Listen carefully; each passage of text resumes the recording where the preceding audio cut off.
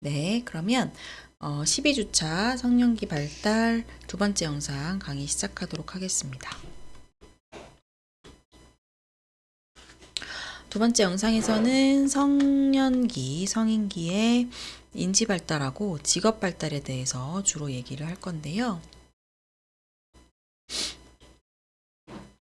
자, 여러분, 우리 앞에서 영아기, 유아기, 아동기, 청년기 거쳐서 성년기까지 오게 됐는데 성인기에는 우리의 지적인 능력, 지적인 기능이 줄어들게 될까요? 안정적이 될까요?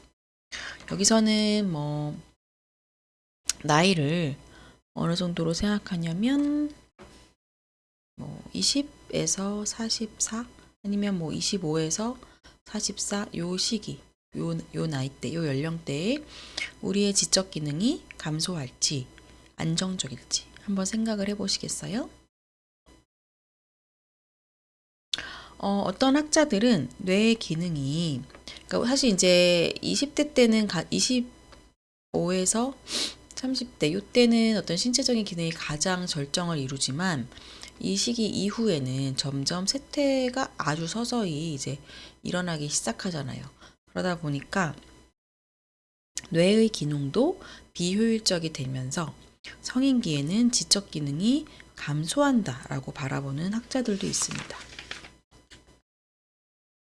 하지만 또 어떤 학자들은 노년기에 치매라던가 이런 심각한 질병에 걸리지 않는 한은 성인기 내내 지적 기능은 안정적이다. 이렇게 얘기하는 학자들도 있어요. 이 부분에 대해서 학자들이 어떻게 얘기를 하고 있는지 하나씩 좀 살펴보도록 하겠습니다. 일단 피아제는 청년과 성인의 인지작용에는 차이가 없다. 둘 다 형식적 조작기의 특성을 이제 보이고 있기 때문에 차이가 없다라고 피아제는 얘기를 하고 있습니다.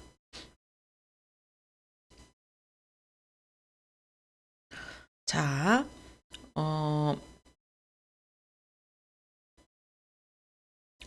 이제 성인기, 여기 단계라는 말이 조금 여러분 슬라이드에 헷갈리실 수가 있는데, 특성이라고 해야 될까요? 어쨌든,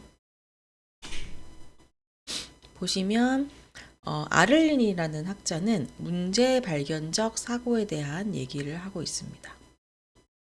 그래서 아를린은 성인기의 사고 수준은 청년기와는 다르다. 청년기의 형식적 조작기잖아요. 그런데 아를린은 문제 발견의 단계가 형식적 조작기 다음에 온다라고 보는 거예요. 형식적 조작기 다음에 문제 발견 단계. 그게 성년기의 사고다라고 얘기하는데 그래서 요 문제 발견 단계, 문제 발견적 사고 단계에서는 창의적, 확산적 사고, 이런 새로운 문제 해결 방법을 발견하는 이런 사고의 특성이 나타나요. 형식적 사고, 형식적 조작기에서는 수렴적 사고를 하거든요. 그래서 이 다음 단계가 있다라고 아를린은 주장을 하고 있고, 그다음에 리겔과 바세체스는 변증법적 사고라는 것을 얘기를 합니다. 리겔은 성인기에는 그 청년기의 형식적 사고가 아니라 좀 더 성숙한 사고다라고 얘기를 하고요. 비일관성이나 역설, 모순을 잘 감지하게 된다. 그리고 여러분 이제 변증법이라는 단어, 이거 철학적인 단어인데 정이 있고 여기에 반대되는 반이 있다면 이 안에서 합을 끌어내는 이걸 제가 이제 가끔 유치하게 좀 쉽게 비유를 할 때 짜장면 먹을래, 짬뽕 먹을래 두 개를 너무 고민을 하다가 두 개가 같이 들어있는 짬짜면을 시켜 먹는 게 변증법이다. 뭐 이런 식으로 유치하게 설명을 할 때가 있는데 이런 식으로 뭔가 A와 극단의 B가 있다면 그 사이 어디쯤에 현명한 선택을 내릴 수 있는 게 변증법이거든요. 그래서 이 변증법적 사고는 성년기에 가능하다는 게 좀 뭔가 그 전 청년기보다는 지혜롭고 현명하고 이런 실제 생활에 도움이 되는 이런 변증법적 사고가 가능해진다라고 얘기를 하는 거죠. 바세체스는 변증법적 사고가 성인의 유일한 추론 형태다라고까지 얘기를 합니다. 사회적, 정치적 체제라던가 대인관계에 대해서 이런 변증법적인 도식을 가지고 추론할 수가 있다라고 얘기하는 거고요. 그다음에 이제 라보비 비프라는 학자는 실용적 사고를 이야기합니다.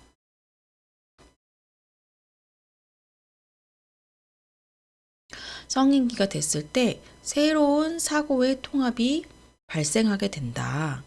그래서 청년기에 비해서 어떤 문제를 해결할 때 논리적 사고에 의존을 덜 하고 좀 더 현실적인 면을 고려하는 그런 특성이 있다. 그래서 오히려 이 시기에 인지 능력이 매우 우수하고 사회 물정에도 밝게 되는 시기다라고 이야기를 합니다. 그다음에 페리와 시노트는 다원론적 사고라고 이 성인기 사고를 얘기를 하는데, 페리는 청년기는 흑백 논리, 이거 아니면 저거, 뭐 아니면 도, 이렇게 이제 이원론적 사고를 하는데요. 흑백 논리. 그것이 이제 성인기가 되면 다원론적 사고로 옮겨간다. 이렇게 얘기를 하고 있고요.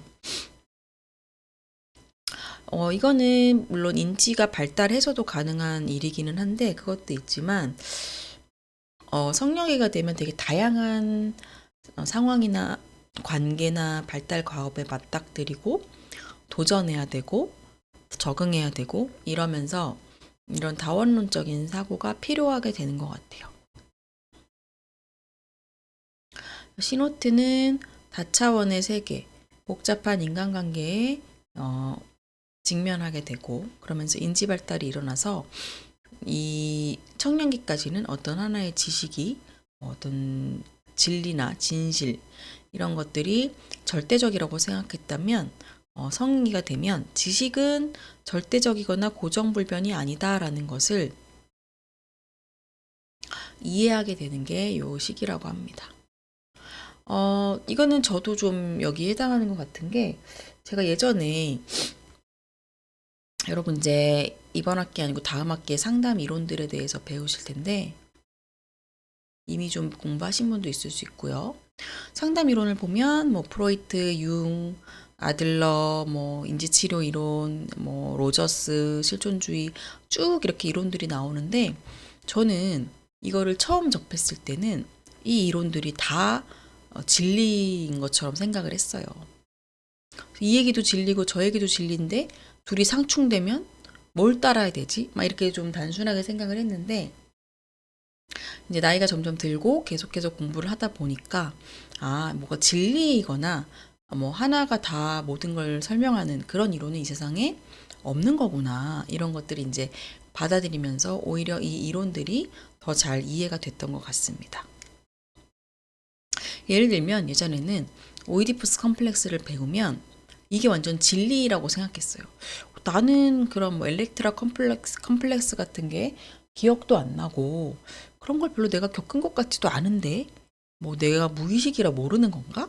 이렇게 그 이론은 정말 맞고 나를 그 이론에 막 끼워 맞추려고 했다면 이제는 이론이라는 게 절대적인 게 아니구나 이런 걸 이제 알게 되면서 좀 더 다차원적으로 생각을 하게 되지 않았나 그렇게 생각합니다.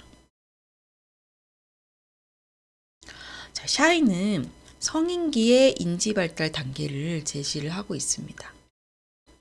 그래서 이 형식적, 조작적 사고를 넘지는 않지만 지식을 실생활에 적용을 하게 되고요. 그래서 이때는 양적인 증가나 감소보다는 질적 변화가 더 중요하게 작용할 수 있고 샤이는 성인기 인지 발달을 5단계로 제시를 하고 있습니다. 그 단계를 보시면 여러분 교재 494쪽에도 나와 있어요. 그래서 습득 단계. 습득 단계는 청년들이 사회 참여를 위해서 뭔가 정보와 기술을 스폰지 빨아들이듯이 막 습득을 해나가는 그런 시기가 습득 단계고요. 2단계 성취 단계는 그냥 그 자체로만 인해서 막 그 뭔가 빨리 막 적응하고 이러기 위해서 막 습득하던 그 시기를 넘어서서 뭔가 내 인생 목표에 적합한 그런 자신의 어떤 과업들, 그래서 성취를 하기 위해 노력하는 단계입니다.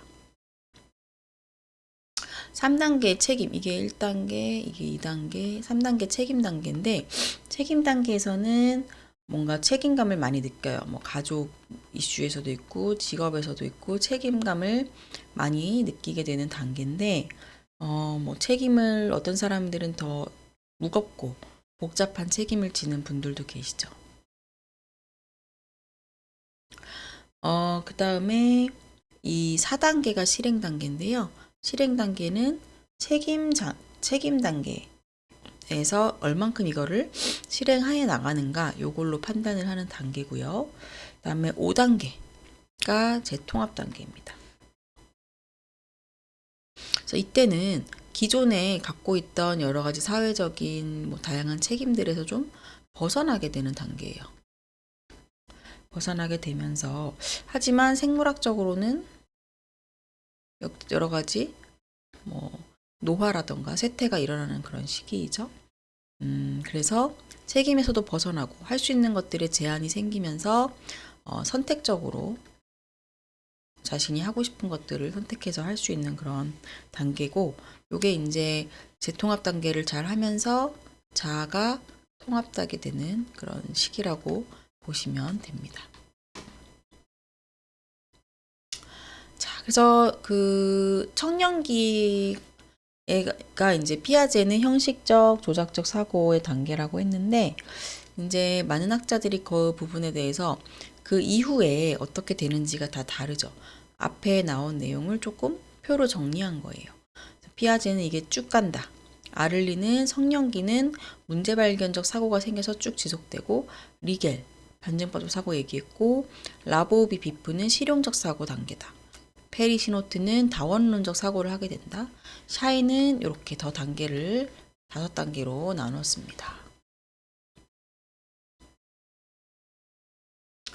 자, 이제 지능 검사에 대해서 볼 건데, 여러분이 뭐 그 웩슬러 지능 검사를 해보셨다면 이 부분이 좀 더 잘 이해가 되실 텐데, 접하지 않으셨던 분도 계시고,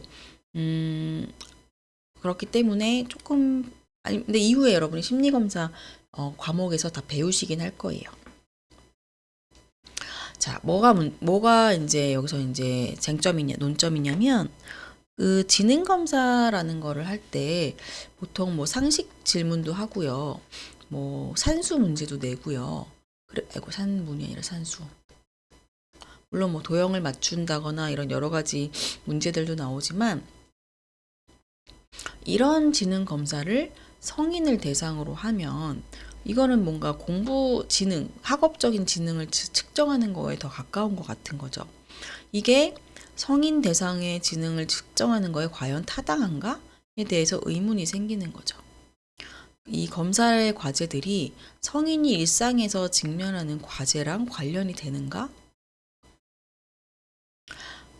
그런 이제 이슈들이 있습니다. 그래서 만약에 지능을 어떤 학업에 대한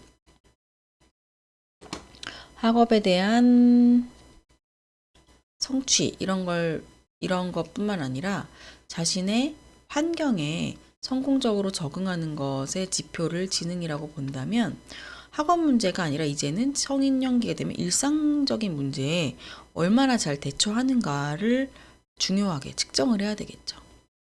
그래서 이거를 어떻게 하면 잘 잴 수 있을까? 이제 그런 이슈가 있을 수 있는데, 성인의 지적인 능력은 연령과 함께 증가는 하지만, 이거는 여기서 얘기하는 지적 능력은 어떤 적응에 관련된 부분이겠죠. 하지만 기억력은 청년기에 비해 감퇴할 수 있다.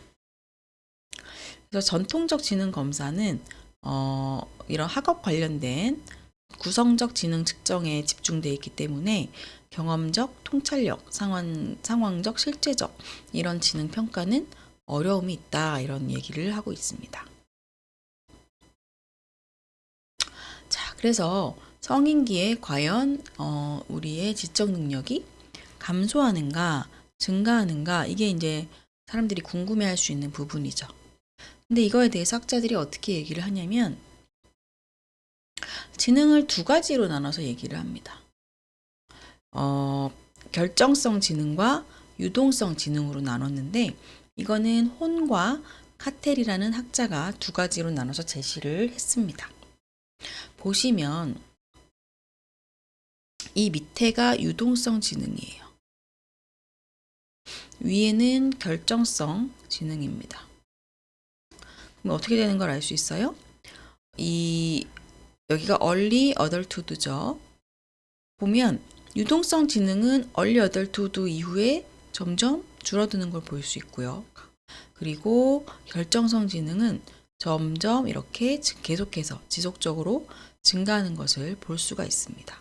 그래서 지능이 어떤 지능이냐에 따라서 그냥 단순히 지능이 감소한다, 증가한다가 아니라 어떤 지능이냐에 따라서 성인기에 감소하는 지능도 있고 증가하는 지능도 있다라고 설명하고 있는 건데요. 계속해서 늘어나는 결정성 지능은 학교 교육이나 일상생활에서 어떤 계속 경험을 하면서 생겨나는 지능들. 그러니까 이거는 회사에 다니면서 회사 생활을 하면서 새롭게 뭔가 배워가고 경험해 나가고 경험치가 쌓이는 그런 것과 관련된 지능입니다. 유동성 지능은 타고난 지능. 그러니까 뭔가 생물학적으로 이미 결정돼 있고 경험이나 학습이나 무관한. 이거는 10대 후반의 절정이고 청년기에 감소가 나타나요. 그래서 이렇게 나눠서 설명할 수 있다는 얘기고요. 그 다음에 딕슨과 발테스는 지능에 대해서 기계적 지능과 실제적 지능으로 나눠서 설명을 하거든요. 이 내용은 한번 교재를 읽어보시면 될 것 같습니다. 그래서 기계적 지능이라는 것은 교재에 보시면 정신적 하드웨어다 이렇게 얘기를 하고 있고요. 실제적 지능은 어떤 책략들, 지혜 이런 것들로 얘기를 하고 있습니다. 자, 이제 성인기 지능의 성차인데요. 인지 기능에 성차가 있다. 지적 능력의 성차는 성인기 내내 지속이 되고요. 남성이 우세한 것은 산수 문제, 상식 문제, 블록짜기, 기호쓰기 등.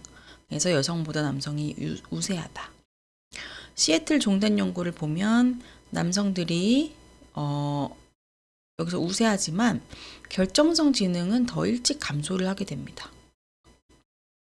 여성은 이런 지능에서 우세하고 유동성 지능이 남성에 비해서 더 일찍 감소한다.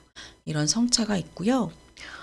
그리고 창의성에 대해서 잠깐 다루고 있는데 여러분 생각에 창의성이라는 것은 성년기에 어떨까? 성년기에 창의성이 증가할까요? 감소할까요? 보통은 창의적인 거는 성년기에 감소한다고 많이 볼 수도 있는데 가장 생산적이고 창의적인 업적은 30대에 가장 많이 나타난다고 합니다. 특히 80%가 80%가 50세 전에 나타났다.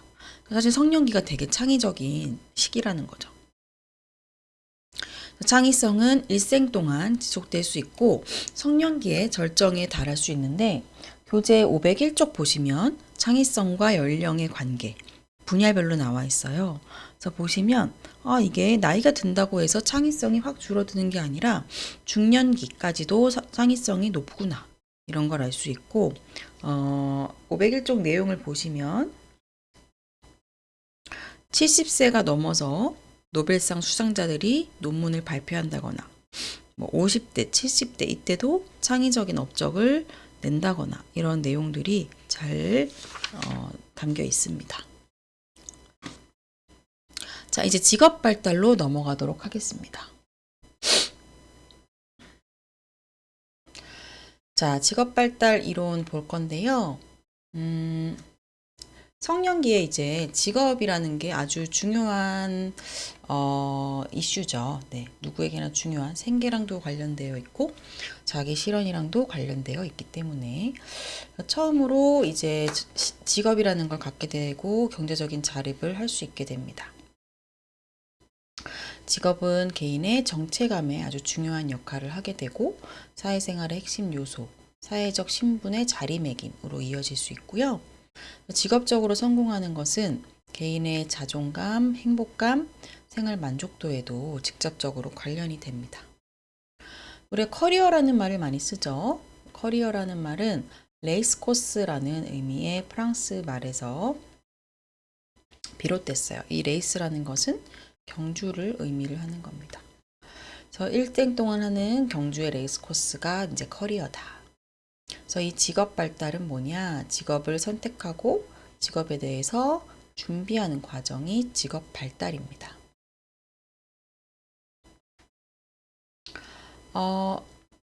직업 발달에 대해 여러 학자들의 이론이 있는데요. 먼저 긴즈버그의 절충 이론에서는 어떻게 직업 발달을 얘기하느냐? 직업 선택은 10세에서 21세까지 일어나는 하나의 과정이다. 그리고 여기서는 역행할 수 없다라고 얘기하고요. 욕구와 현실 사이에 어떤 절충을 하느냐. 여기서는 자아가 중재자의 역할을 합니다. 그래서 이 절충이 중요하기 때문에 이름이 절충 이론인 거예요. 청년 초기에는 개인 내적인 요인, 흥미나 능력이나 가치 이런 것들로 직업을 선택하고 청년 후기가 되면 현실적인 부분을 근거로 해서 직업 선택을 하게 됩니다. 그래서 이 긴즈버그는 세 가지 단계로 이 단계를 나누고 있는데 11세 정도는 환상적인 시기. 그래서 직업을 선택할 때 개인적 소망, 그러니까 조금은 발달이 단계가 아직 낮은 거죠. 직업에 눈에 보이는 부분들. 교재에서는 뭐 제복이라던가 겉으로 드러나 보이는 제복, 뭐 소방차, 발레 슈즈 이런 것들이 예시로 나오고 있어요. 다음에 이제 시험적 시기는 11에서 18세고 이때는 자신의 소망뿐만 아니라 이제 현실적 문제도 함께 고려를 하게 됩니다. 그래서 이 아래에 있는 부분들을 고려를 하게 되는 게 시험적 시기고 18세 이후가 되면 이제 현실적 시기가 돼요. 그래서 특정 직업에 필요한 훈련, 흥미와 재능, 직업 기회 이런 것들까지도 고려해서 선택을 하는 거죠. 그래서 절충을 하는데 그 단계가 좀 더 복합적이 되어 가는 걸로 발달 단계가 이어지죠. 그다음에 수퍼의 자아 개념 이론인데요. 수퍼의 이론에서는 직업을 우리가 선택하는 것은 우리의 자아 개념 발달과 밀접하다. 그렇죠. 그래서 자신의 흥미, 욕구, 능력을 모두 포함하는 자아상과 정체감에 일치하는 직업을 선택하게 된다. 여기서는 직업 선택의 8단계가 제시가 됩니다. 요 내용은 교재 보시면은 자세히 나와 있어요. 하나씩 한번 읽어보시고요. 그 다음에 이제 홀랜드로 넘어가면 홀랜드는 성격 유형 이론을 제시를 합니다. 그래서 여기서는 6가지 유형이 나와 있거든요. 그래서 내 성격이 어느 유형이냐에 따라서 그 유형에 적합한 직업을 선택할 때 가장 만족스럽다는 건데 만약에 뭐 예를 들면 저 같은 경우는 SE라는 성격 유형이에요. S는 사회적 유형이고 E는 기업가적 유형입니다. 그래서 저는 뭔가 사람을 만나서 서비스를 하고 상담도 사실은 어떤 서비스잖아요. 아니면은 여러분에게 이렇게 강의를 하는 것처럼 교육을 한다거나 이런 게 저에게 되게 만족감을 주는 업무거든요. 그래서 이런 식으로 각각 6가지의 특성이 있고 내게 뭐 하나로만 딱 뭐 나는 R 유형이야는 아니고 보통 뭐 두 개로 얘기를 해요. RI 유형이야. 뭐 나는 AI 유형이야. 나는 뭐 CE 유형이야. 이런 식으로 얘기를 하는데 이 또 직업별로도 뭐 무슨 직업은 뭐 RI 유형이 제일 많다. 뭐 무슨 직업은 AS 유형이 제일 적합하다. 이런 게 다 이미 기준이 나와 있습니다. 그래서 이 각각의 유형의 특성도 교재에 여러분이 자세히 한번 읽어보세요. 내용이 어렵지 않으니까 네, 그렇게 하시면 될 것 같고 그러면 직업 선택과 영향 요인을 보면 당연히 부모님의 영향을 많이 받겠죠. 그래서 여러 가지 방법으로 영향을 주게 되고 직업에 대한 포부, 나는 어떤 사람이 될 거야. 그래서 이 야망이 클 수도 있고 아닐 수도 있는데 그게 부모의 성취 동기와 관련될 수가 있습니다. 부모의 영향은 긍정적일 수도 있고 부정적 역할을 할 수도 있다. 부적절한 역할 모델, 지나친 부담감. 또 사회계층도 영향을 줘서 중류계층 부모는 하류계층 부모보다 직업에 관한 지식의 폭이 넓고요. 그래서 그리고 또 청년들이 부모님의 직업과 비슷하거나 더 높은 수준의 직업을 희망하기 때문에 이 사회계층이 직업 선택에도 많은 영향을 줍니다. 다행히 지능이나 적성 흥미가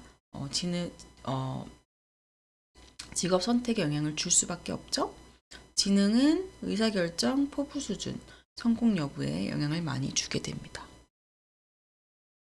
그리고 이제 직업 만족과 스트레스를 보면 직업 만족은 성년기 때가 가장 낮고 그 이후로는 은퇴까지 꾸준히 증가를 하는데 아무래도 성년기 때 직업을 새로 구하고 적응하는 단계니까 만족도가 낮다가 자리를 잡고 뭐 보수라던가 보상이 늘어나면서 계속 증가를 하게 되는 것 같아요. 직업 스트레스도 중요한데 다양한 원인으로 인해서 직업 스트레스를 겪게 될 수 있습니다. 이것도 읽어보시면 쉬운 내용이고요. 그 다음에 여성과 직업 발달. 그래서 여성이 과거에는 직업 종사가 적다가 점점 늘어나고 있고 또 예전에는 여성이 잘 하지 않던 업무들도 여성이 많이 하게 되는 그런 변화가 나타나고 있고요. 맞벌이 부부도 증가하고 있고, 네. 그래서 맞벌이 부부의 장점과 단점, 앞에서도 한번 설명을 드렸었고요. 그리고 역할 갈등과 역할 과부하가 있는데 이제 여성들이 일을 하면서 뭐 엄마 역할, 아내 역할 등등등 뭐 직업인으로서 직장인의 역할 그러면서 역할 과부하가 있을 수 있다는 거. 그리고 유리천장이라는 개념도 나옵니다. 그래서 내가 이제 어느 정도 이 직장 안에서 올라갈 수 있을까에 대해서 처음에는 그렇게 한계가 없다고 생각을 하다가 뭔가를 하다 보면 정말 여기 이상으로는 여성으로서 올라갈 수 없구나 하는 유리천장을 경험하는 관리직 여성들이 많다는 그런 내용입니다. 그러면 이 두 번째 영상은 여기까지 하고요. 세 번째 영상 성격과 사회성 발달부터 시작하도록 하겠습니다.